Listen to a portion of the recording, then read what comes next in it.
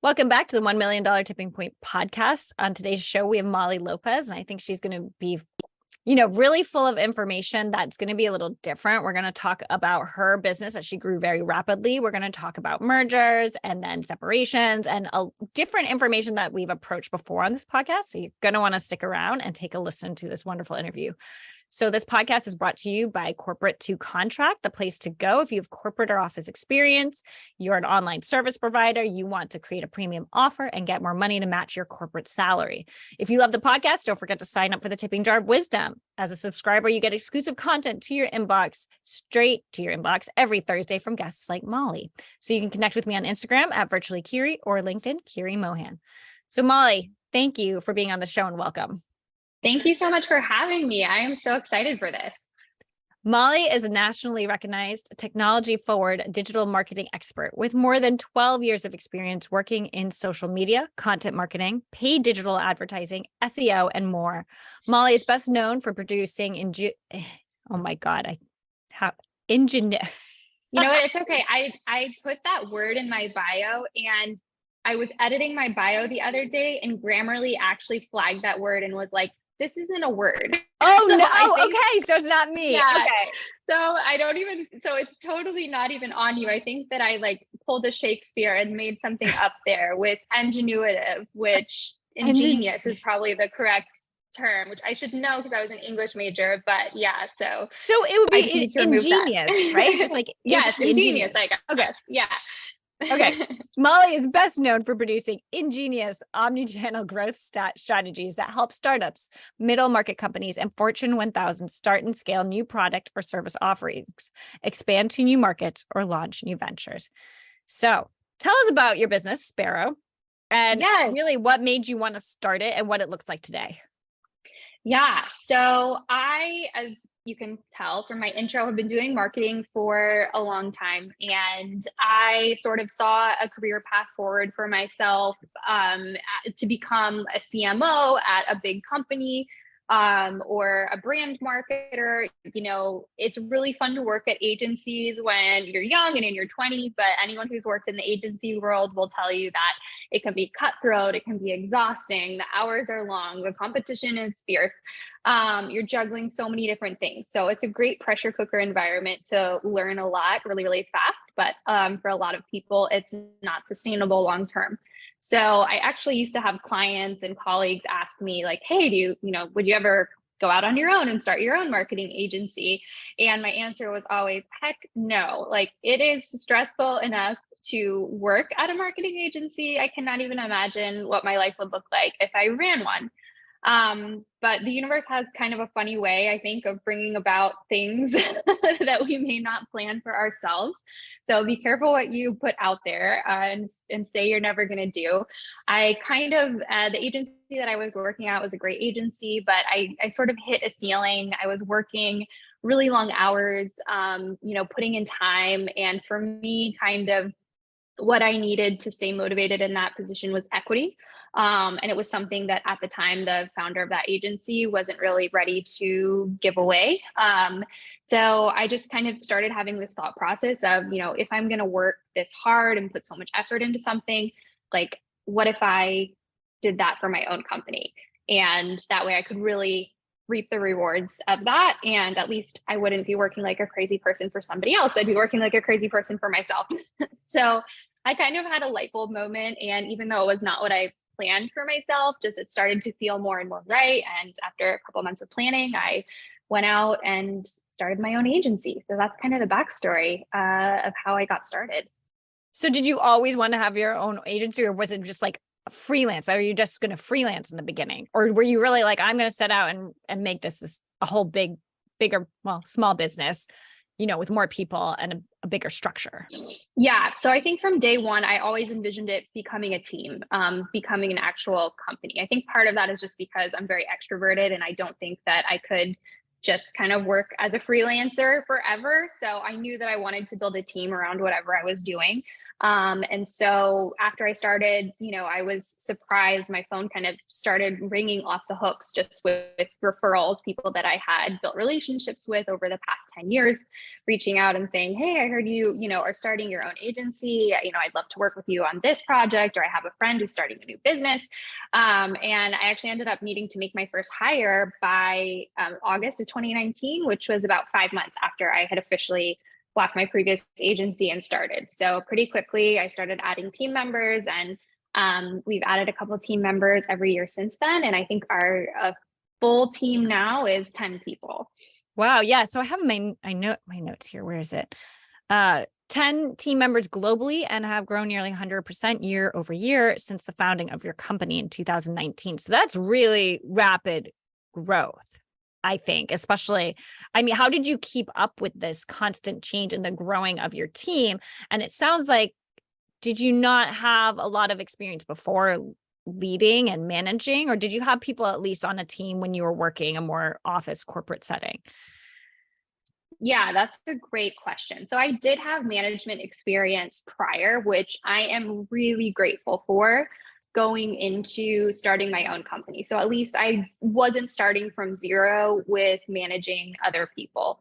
Of course, the boss that I was 4 years ago compared to now, I'm sure like my employees would tell you is probably night and day, but I did at least have some management experience going into that, which I was really grateful for. And I think did us a favor, at least in terms of the management aspect. In terms of keeping up with growth, it has felt a lot of the time like being on a roller coaster, especially, figuring so many things out along the way, hitting COVID a year into starting our business. I had multiple business partners who came and then went for different seasons. Turnover with employees, just so many different factors.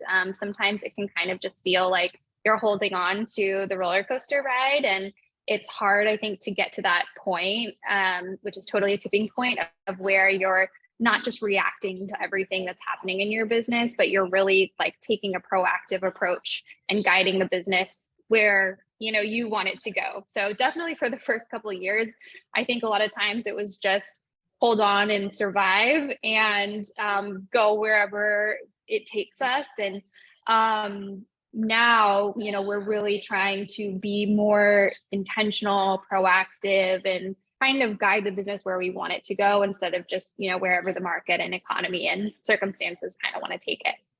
So it's almost like getting ahead instead of, like you said, being reactive, where you're just reacting to each situation that comes up. Exactly. What do you think was the most stressful moment for you in the past 4 years? Oh gosh. There's so many.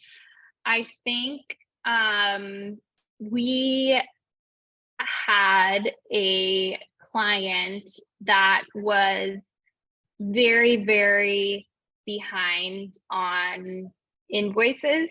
And this client's parent company ended up going bankrupt. And so we were caught in a really bad position where we had kind of tens of thousands of dollars in unpaid invoices that we weren't sure we were going to be able to recoup any payment on, which is a really tough situation to be in, no matter what the scale is. Whenever you miss out on money, somehow it can damage the business tremendously. It was also a really hard thing for me to come to grips with, because I felt how I managed the situation, could have been better in order to prevent us from getting to the point where we were there. And of course, neither us nor our client could have foreseen the parent company of the client going bankrupt, but it definitely put us in a spot where it was like, wow, okay, we've invested months and months of work in this, and there's a huge gap, and we're not sure if we're going to see that money or not. Thankfully, we were able to recoup some of it, but that was definitely a stressful time and a hard learning experience. You don't have to share this if you can't, but how did you recoup it? What were the steps you did? Because some of the people listening to this have had similar issues. So on a basic level, umbrella level, what were the steps that you did to recoup that money or try to get as much as possible? Yeah. So if you're in a professional services industry where, hopefully, right, you have a contract in place with your client. So thankfully, we did have a contract in place with that client. So it was pretty black and white over what they owed us. So that's number one. Always have a contract. If you're operating your business right now without contracts and it's a professional services business, please do yourself a favor, go to Rocket Law or something and get a contract in place. Contracts have really saved our butts many times.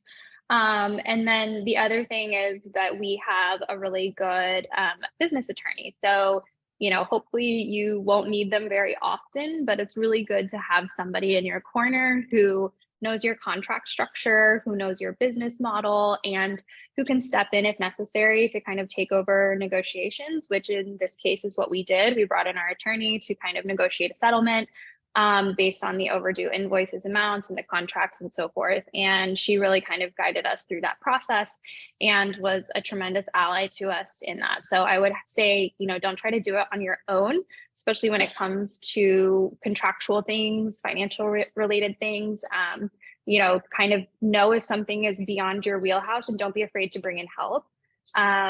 It's always, I feel like, worth the, cost of doing that to one, not have to feel alone in it, and two, just to make sure that you're doing everything by the books and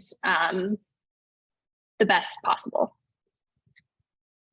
We talked a little bit in the intro about a merger that you went through, and I was wondering if you could have some advice because you went through a merger and then you also decided to separate and go back on your own as Sparrow. So please tell us a little bit about that, how it came about and why you thought it would be a good idea, and then why it ended up being an idea that you decided to abandon maybe, or just decided didn't work and you wanted to again separate. Yeah, so there's so many angles at which I could kind of evaluate that specific decision. And I think that it's, as I mentioned, I had several business partners in the past. I'm sure that many of the folks listening out there right now are also solopreneurs or single founders, right? Which historically, even if you look at like big tech companies in Silicon Valley, like usually the most successful companies have two founders at the helm. And it's clear to see why, right? They say, if you want to go fast, go alone. If you want to go far, go together. And I believe in that. And I think that there's a lot of challenges being a single founder and not having, a co-founder, another strong like leadership team from your inception. So that was kind of the position that I found myself in. And I always had this kind of huge mental weight of like, all the decisions are on me, feeling kind of like alone at the top syndrome. And with that, I think also was coupled with like a little bit of feeling of inadequacy, where I always kind of felt like if I really want to succeed to the next level, like I have to have a partner, I have to have an investor, I have to have, go through a merger, like be acquired by another company. Like in my mind, that was kind of tied to ultimately success as a founder, right? Is have some sort of like exit, merger, partnership that's going to like scale you and you're going to, go huge. Like WhatsApp acquired by Facebook, Instagram acquired by Facebook. The list goes on. So that was kind of my mentality and mindset. And I also was at a point, I think, where I was just really, really tired, if I'm being honest. I don't know if like burnt out is maybe like the more appropriate term. And I just kind of was a little desperate for help and support. And this parent company was going to offer supposedly a lot of those things. I can't say too much about it. Unfortunately, it didn't end up working out quite the way that myself and our team had envisioned. But I think that it was a great learning process in the sense that I really finally feel like I have what it takes and our company has what it takes. And I'm more confident than ever in our ability to deliver excellent outcomes for our clients, which is a huge part of why I started the agency in the first place as well. So sometimes you have to experience something to kind of learn what you don't need. You think you want something and it doesn't, once you have it, it's not really everything you thought that it would be. And you realize you had what it took all along.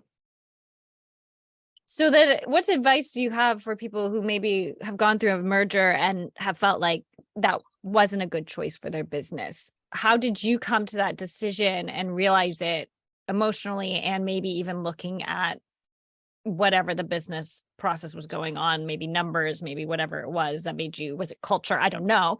But how did you come to that decision, and what advice do you have for other people? Yeah, that is such a good question.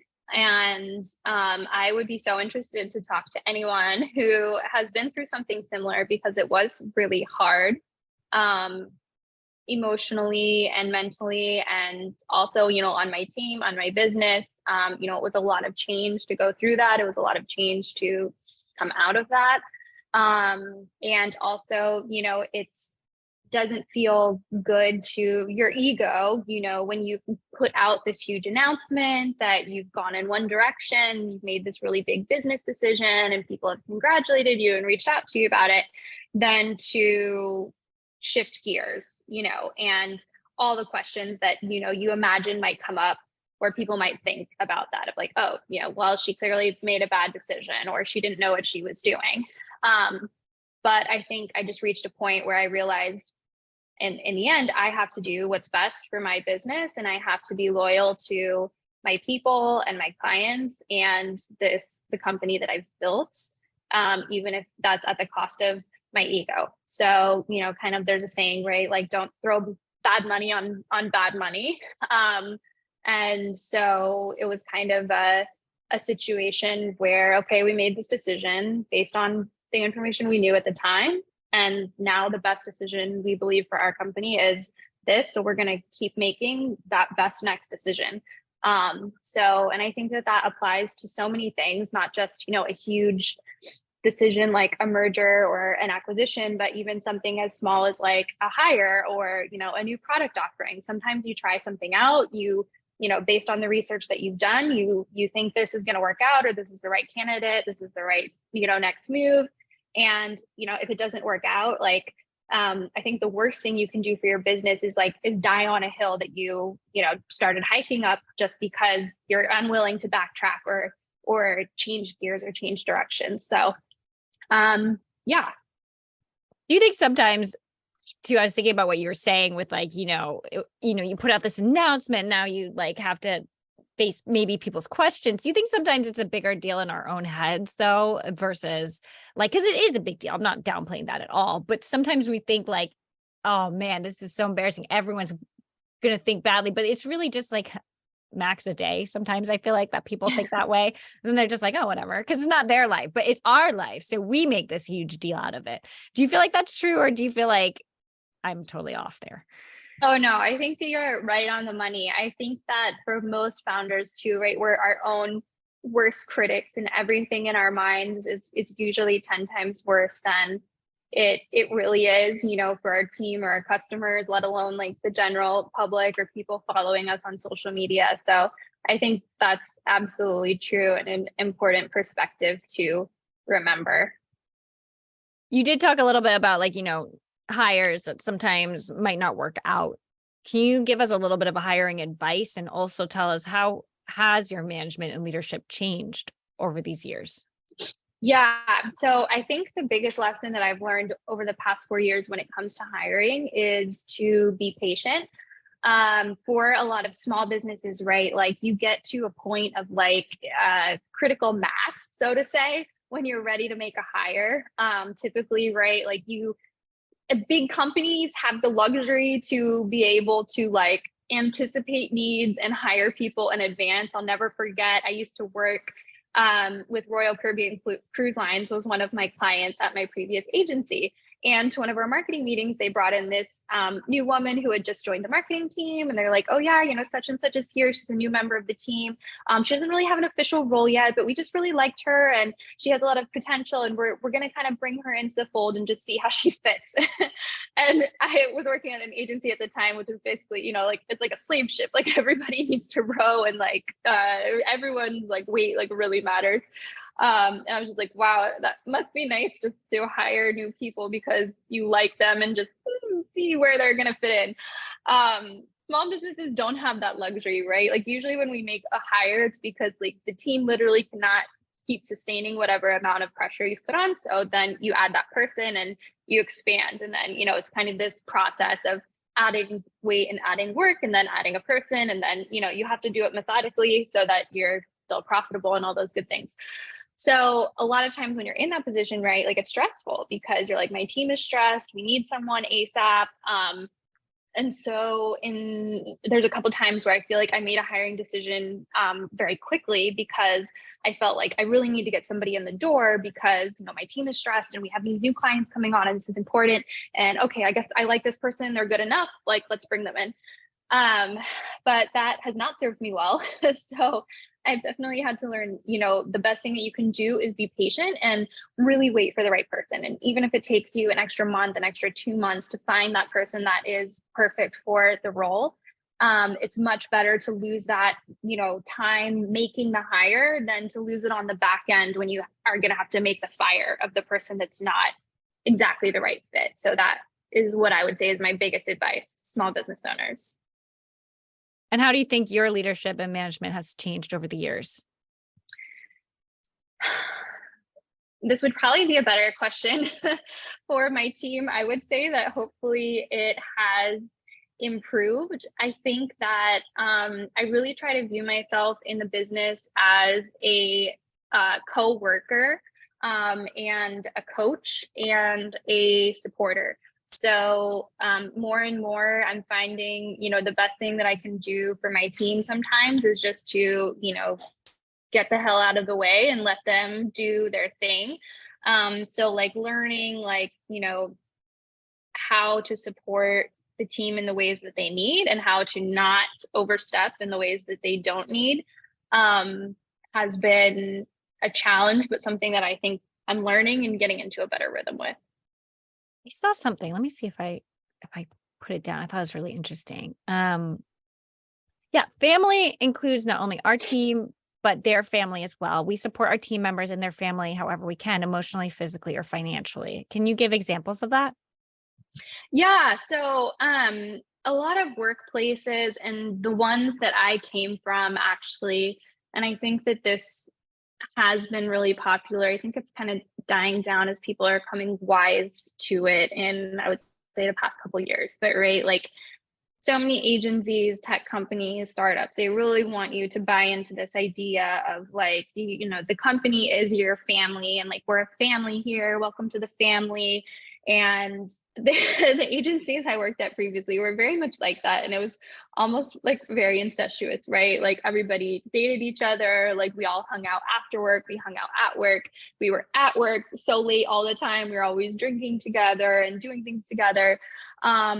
Which is great in a sense, but it really blurs your work-life balance lines. And the reality is that a lot of people, once they left that company, those friendships were largely situational. And of course, while some of those things have endured, like, it was work at the end of the day. That's not actually your family. So when I founded my agency, I wanted that to be kind of a clear distinction between like, yes, like we want work to be a fun environment. We want it to be a positive environment. Don't want you to wake up in the morning and dread coming to the office because it's toxic or anything like that. But also like, we're not your family. Like your family is your actual family and you have a life outside of work. And the best thing we can actually do for you as an employee is respect that and try to support that. So, we have a hybrid work schedule. We have unlimited vacation time. We just try to be, super understanding and flexible of, things that come up, because the reality is it's hard to be a modern day American worker and work 40 hours a week and manage everything else that's going on in your life, especially if you have kids, especially if you have like elderly family members that you take care of. So we really just try to allow our employees to like put that first, and understand that, like, other than myself, nobody is going to work at this company forever, and your family you do have forever. So just important to keep your priorities aligned. I love that. I love that. I actually haven't heard anything really similar to that. I've heard a lot about culture and trying to, I mean, I did interview someone who was very much like, my team is not my family. They are teammates, because she made a mistake of getting too close and treating them too much like family. And then when she had to make hard decisions, it was too hard, if that makes sense. Can you lay out the steps you think you used to grow your business from 6 figures to 7? Yeah, that is a great question. A couple things. One would be to invest in good team members. Not that anyone that I've ever hired, I feel like, hasn't been a good team member. But I would say like higher caliber team members. You know, there's only a certain amount at which you're going to be able to grow your company if all of your staff are virtual assistants or freelancers or part-timers. Every time I've made a hire, especially when, salary numbers started creeping higher, right? Like, I think just 3 or 4 years ago, every single employee at the company, including myself, was making less than $45,000 a year. And now I think that's like our lowest paid employee is like at that point, and everybody is like usually well above that. So that's of course been scary, right? When you're like, oh my God, I'm promising this person X amount of dollars per year. But I think you have to take that risk and that leap, to get the kind of people that are going to help to move the business forward and be able to take it to that next level and handle more work, higher, more complicated work, that sort of thing. So for me, that was definitely key. We also have gone through a couple rounds of raising our prices, which of course inflation has been hard, right, to deal with for everyone. So we, I think, raised our prices twice since we started, which has been kind of a reflection of the economy and also the increase in quality and what we're able to deliver to our clients. And then I'd say the third thing is honestly consistency. So there is so much advice out there about how you should run fill in the blank business, right? And there's lots of different philosophies that you can follow. Niche down, don't niche down, year-long contracts, monthly contracts, no contracts, like group sessions, single sessions, if you're a coach, something like that. Brick and mortar, fully remote, like the list goes on. I would just say that, and this is kind of a lesson that I've had to learn as well, is if what you're doing is working, you have no reason to believe that you're going to wake up one day and it's just going to stop working. So continuing to do the things that got you started in the first place will help continue to bring you to that next level of growth. Of course, are there things you're going to have to tweak and change and adjust along the way? Yes. But like your original formula, if you're having success with that, don't try to change it just because you think you should or other people are telling you to. If you're getting buyers, if people are buying what you're selling, there's clearly something about your product that is marketable and scalable. And so kind of like, don't change the KFC original recipe. Like if people like it, don't fix what ain't broken. Like if people like it, keep it. So we've actually had, my very first client is still with us today, over 4 years later. And I think a lot of that is just consistency and being true to who we are and doing the things that got us, started in the first place.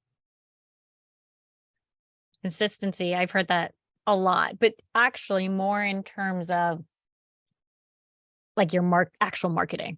Make sure your marketing is consistent so you can read the data and see what's happening. But I like hearing, if it's not broke, don't fix it. Because I have that very similar mentality in my own business as well.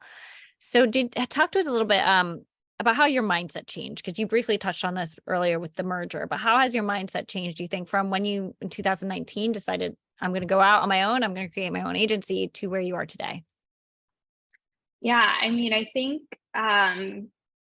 drastically, I think the most important thing would be from a more reactive mindset to a more proactive mindset, where when I started, I really didn't have a clear path or vision for what I was doing, to now where we're really trying to grow in certain directions and in certain categories in certain ways, and be more proactive about the business. And then secondly, yeah, just I think confidence. Nothing will teach you, I think, humility like starting a business. When I left my previous agency, and not that I was bulletproof, but I definitely had the mentality of like, oh, I'm hot shit, I was working with huge brands. I was flying frequently to New York and Chicago for conferences and to meet with clients. And I had just gotten into an MBA program at Northwestern University, which I later had to stop because it was just too much after I started my business. Can't imagine. Yeah, which is like one of the top executive MBA programs like in the world. So I was feeling pretty good about myself as a professional and where I was. And starting a business, as any entrepreneur out there will tell you, is a completely different game. Like there's no amount of preparation I think that you can do to get you ready for the mental pressure, the time, the amount of work, and I was always someone who had like worked really hard and gone above and beyond. And it was like a new level. It's like going from playing like high school sports to like being on the NFL. You're just like, oh, I know nothing and actually I suck. So I think I'm definitely like more humble now, but also like more confident at the same time of like, okay, there's a lot that I don't know, but that doesn't mean I can't be confident in like what I do know and what my team knows and like, what we've built and accomplished so far. So yeah, I feel like kind of turned the corner on that. Can you remember an example of maybe a time a client was unhappy and what you did to support them and rectify the situation? Sure. Yeah. Oh, it happens all the time. So literally I walked into work this morning and I had an email from a client that was unhappy over something that our team did based on a miscommunication. And so, part of one of the services that we offer for our clients is actually social media, and we do a lot of social media crisis management. And we always tell our clients, there's basically three main steps that you need to take when responding to someone's outcry on social media or complaint or public any kind of public forum. It's basically one, acknowledge and affirm what they're saying, right? Don't gaslight them, don't make them feel invalid, even if what they're saying is completely ridiculous. Like, I bought these apples at the grocery store and they're from your company and one of them had a spot, like a speckle on them or whatever it might be. You always want to validate that person saying like, I'm so sorry. That must be really, frustrating. Like, start by making that connection and reminding the client, like, you're on the same team as they are, right? Like, you're on the same side of the table. You guys are both working towards a successful outcome together, whatever that might be. For us, it's marketing outcomes. For your business, it might be whatever. Remind them that you're on their team. Second is to remind them of your values as a company, right? So, if you're Domino's Pizza and your pizza delivery was an hour late, I'm so sorry. I understand it must be really frustrating. You must be so hungry. That's not who we are as a company. That's not our norm. That's not what we typically do. We don't stand by that kind of behavior. That's not acceptable, whatever it might be that you need to say. to just reaffirm what your commitment is. You know, in our stance, it's usually like, you know, we're committed to delivering excellent outcomes. That's who we are. So like, you know, reminding you, this thing that happened is not consistent with overall who we are. And then the third thing is to resolve the issue. So whatever it is that you need to do to make that right. In some cases, you know, it's as simple as like, great, we understood this. Like we've implemented a new process. This won't happen again. Or, you know, in other cases, we've had to refund clients for mistakes or extend timelines, all sorts of different things. So, you know, we really prepare our clients too in the onboarding phase. At least we try to, that like, look, we're your partner. We are excellent at what we do. We are not perfect at what we do. So if there is an issue, like, please bring that to us so that we have the opportunity to resolve it. And I think that that's also key, so that, you know, when those things do happen, you already have a foundation set of, hey, we're open to feedback, and we know there's going to be things that happen that we're going to need feedback on. So please give that to us, so that when it does happen, your customer isn't, you know, like massively disappointed or feels like they don't have a way to resolve it. Yeah. I like that. So let me go through that again for our audience. So it's acknowledge and affirm, remind them that, you know, you're on the same team, remind them of your values as a company and reaffirm your commitment. And third, resolve the issue and do whatever you need to do to make it right. I like that. Yep. Thank Exactly. you. That's really good. What is your long-term plan for Sparrow and your business? That is a great question. If you had asked me probably a year ago, I would have said I'm growing my business to sell. But I don't feel that way anymore, given the situation that we've recently been through with the merger. So I think that over the next couple of years, you know, we want to continue to scale. We want to get to the point where we're doing, you know, between $1 and $5 million in gross revenue on an annual basis.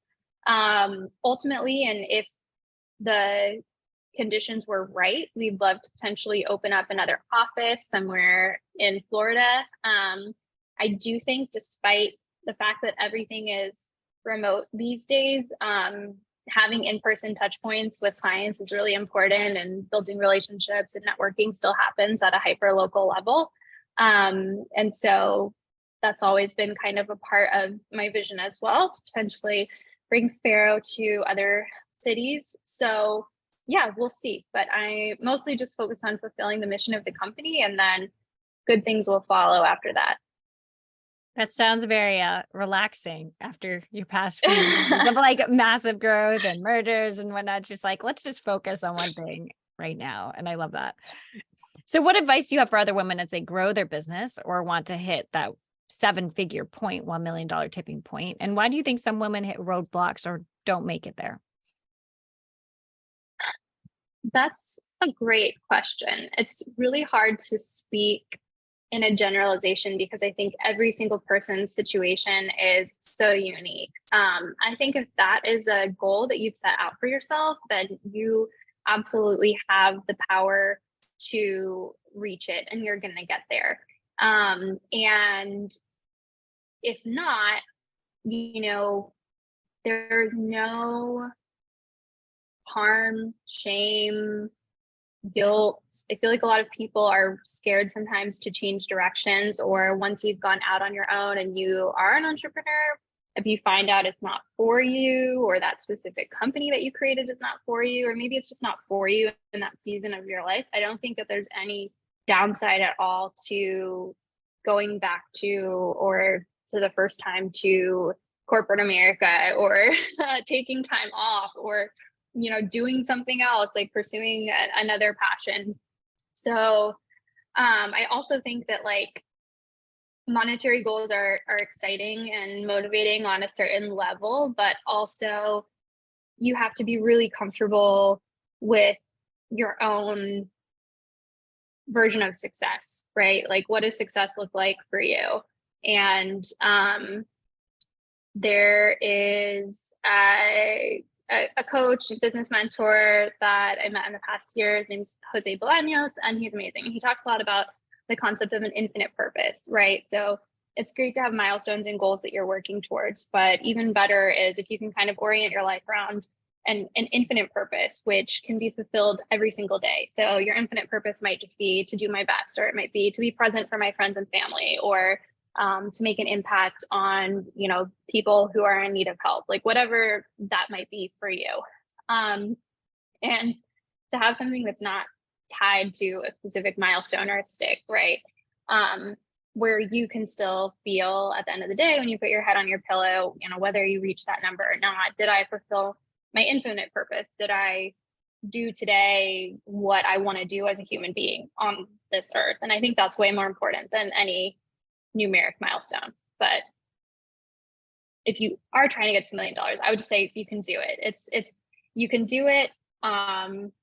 Believe in yourself and just put your head down and do the work. Honestly, I was just like randomly in my QuickBooks one day and running a report, and I was like, oh, wow, we've done over $1 million in revenue. That's pretty cool.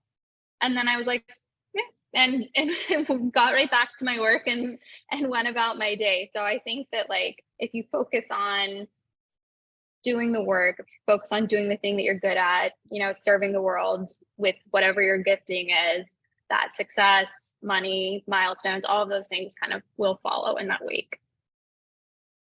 I like that infinite purpose.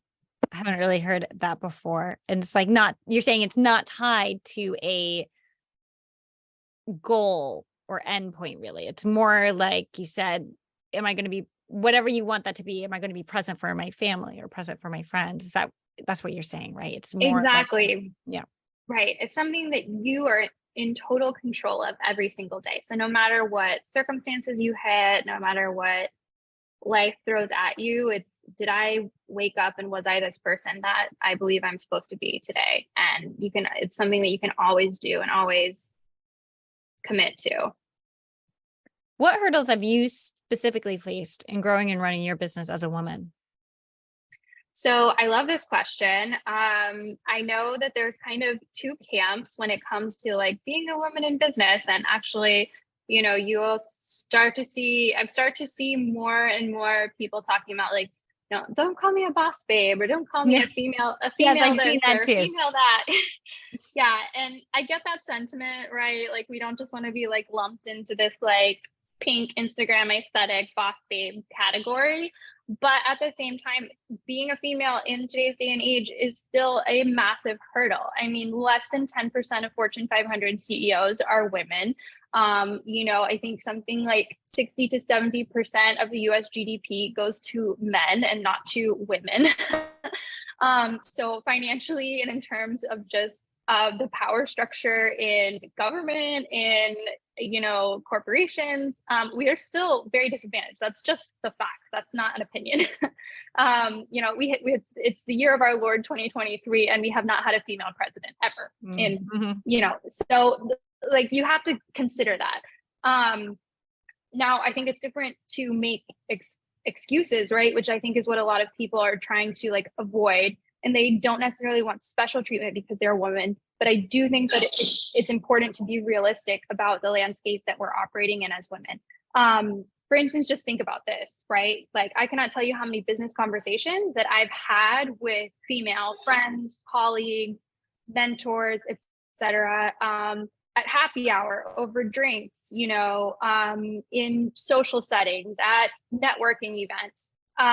Because naturally that's a lot of, my friendships, and I'm just more comfortable meeting up one-on-one with like a woman in that type of situation, right? Like, it's very different if I ask a man to go, get drinks with me after work and we're going to talk about business. Not that it can't happen platonically or doesn't happen platonically, but, it's the gender norms that we live in, right? Like, it's not as accepted. It's not as common. Whereas men often do things together, drinking, golfing, smoking cigars, whatever it is. They're in places that women aren't often always invited into. I'll never forget, I was at a business retreat with my boss at my previous agency one time. And we were having dinner together, and I was like, oh, what are you doing later? And he's like, oh, I'm going to go meet up with, Chad, Mike, Rick, and Steve in the cigar lounge. And we're going to, talk about this account. And it was a client account that I worked on. And I was like, well, don't you think that I should be part of that conversation? Like, I'm the lead on that account. And he was like, oh, I didn't even think about that. It's kind of a guy's thing, you know? And I know it wasn't like intentionally him trying to exclude me, but I'm just saying, like, naturally those things happen in social situations, and women end up being left out of those conversations. So when you think about like all the, you know, business conversations or business deals that happen on the golf course or in the cigar lounge or in the locker room at the gym, you know, even it's like we're not in those spaces. And so therefore we're not in those conversations. And it does place us at a disadvantage when more than 50% of those conversations, that's the demographic amongst whom they're happening. So I've been thinking a lot kind of about this topic and how to grow my business in spite of that, and how to make meaningful connections with not just women in business, but also with men, and how to kind of bridge that divide. But I think it's very important to understand that that exists. And honestly, to, you know, pat ourselves on the fucking back because we've succeeded and we've built these things despite those odds, and in the face of all of that as well. So do you have any ideas? Are you going to start a new business? But like, what are you going to, do you have any ideas I've been setting up a lot of coffee meetings. I've been trying to do like, okay, you know, it would be awkward for me to ask this person like, hey, let's grab a drink maybe, but like, you know, let me go get coffee with this man. Whereas like in the past, I would be much more comfortable reaching out to like, you know, a female CMO or female connection, or even at like networking events, right? Like I'm sure there's other women out there listening who feel this way, but if I'm nervous, I'll typically make small talk or like introduce myself to a woman first, because instantly I'm like, oh yeah, we're going to have more in common. It's going to be easier to connect with this person, versus, you know, walking up to the first guy you see in a suit and introducing yourself, right? It's more intimidating, or you're like, I'm going to have less in common with this person. So I'm maybe, you know, more comfortable networking over here with the women. So kind of forcing myself out of my comfort zone as well, and forcing myself to talk more directly to men and get into those conversations. But yeah, it's really fascinating, and something that I think about a lot. So here's your moment. Where can we find you? Please share your website. Do you have any freebies for our listeners? Your social media, anything like that? Yes, definitely follow me on Instagram. That is where I am the most active. It's at Molly Catherine with a K Lopez. Should be able to find me pretty easily. And in terms of freebies, please, if you have a business and you're struggling with social media, TikTok, digital ads, email marketing, we are offering free audits for prospective clients and connections. Always happy to sit down or get on a Zoom call and talk to you about strategy and share everything that we know and can to help you succeed. So shoot me a DM and we'll go from there. Don't look at my Instagram. No kidding. I always tell people that, I'm like, because I'm so active on LinkedIn and that's like my place that I love. Your home base. Yeah. Yeah, everyone usually has their like one thing, like, and I'm like the stereotypical millennial woman, and Instagram is definitely my home. Well, see, I love Instagram, but I'm one of those people that loves to scroll Instagram and not actually post not so much as intentionally as I should, right? Like LinkedIn, I'm very intentional about what I post, and I use it for my business. I use it for connections. I know, and like, it's tough for me because I did like Instagram when it was just photos or carousels, but then when it started getting more video oriented, that's where I kind of dropped off. You know, it's so true. I'm actually working on a post about that, of like, am I the only person that still likes to look at pictures on social media? And you know what, I've actually, like, since Instagram went so hardcore into video, I've been spending a lot more time on Pinterest, because sometimes you just want to look at things at your own pace, you know?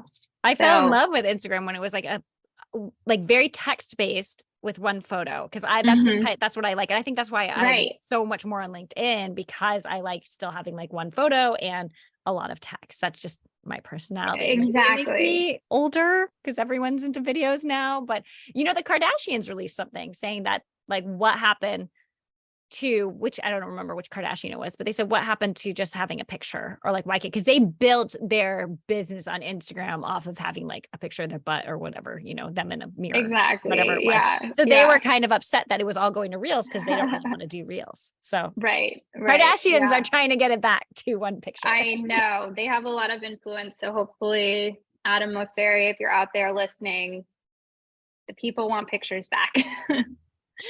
What is one philosophy, mantra, or quote that you try to run your business by? Yeah, so that would be our mission statement, which is simply to be a marketing agency where marketers love to work and that clients love to work with. So we figure if we do those things correctly, then the success, the money, everything else will follow. So that's our focus, and I like it because it really centers people around the decisions that we make, both our team internally and our clients externally, who also are very invested in their businesses and their outcomes and the money that they're spending with us. Wonderful. So thank you so much for joining me on this interview, Molly. I really, really appreciate it. And the advice that you've given for other women entrepreneurs who are trying to grow their business, it's been very helpful. If you're part of our audience and you're listening to this and you loved what Molly said as well, can you please do us a favor and help us grow the show? Please share it. And if you tag me on Instagram, I promise I will respond. I am there, even though I just said I don't like it that much. I am there, I promise. LinkedIn as well. We would love it if you could just share the show with those that you think might find it beneficial as well. So stick around. If you are part of our newsletter, The Tipping Jar of Wisdom, Molly's going to give us some actionable advice for you to grow your business. So you can sign up for that and you can get it straight to your inbox every Thursday. So thank you again, Molly. Really appreciate it. Thank you so much, Carrie. This was so much fun.